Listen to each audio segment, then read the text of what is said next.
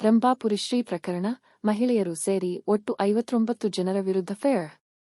ರಂಭಾಪುರಿ ಶ್ರೀಗಳ ಕಾರಿನ ಮೇಲೆ ಚಪ್ಪಲಿ ಎಸೆತ ಪ್ರಕರಣಕ್ಕೆ ಸಂಬಂಧಿಸಿದಂತೆ ಮಹಿಳೆಯರು ಸೇರಿದಂತೆ ಒಟ್ಟು 59 ಜನರ ವಿರುದ್ಧ ಬಾಗಲಕೋಟೆ ತಾಲೂಕಿನ ಕಲಾದಗಿ ಠಾಣೆಯಲ್ಲಿ ಎಫ್ಐಆರ್ ದಾಖಲಾಗಿದೆ. ರಂಭಾಪುರಿ ಶ್ರೀಗಳ ಭಕ್ತರ ಕಡೆಯಿಂದ ದೂರು ಹಿನ್ನೆಲೆ ಪೊಲೀಸ್ ಅಧಿಕಾರಿಗಳು ಎಫ್ಐಆರ್ ದಾಖಲಿಸಿದ್ದಾರೆ.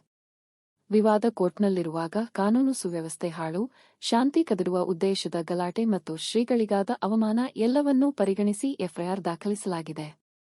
ಘಟನೆ ಬಗ್ಗೆ ತನಿಖೆ ಮುಂದುವರೆದಿದೆ ಎಂದು ಬಾಗಲಕೋಟೆ ಎಸ್ಪಿ ಅಮರನಾಥ ರೆಡ್ಡಿ ಹೇಳಿದ್ದಾರೆ.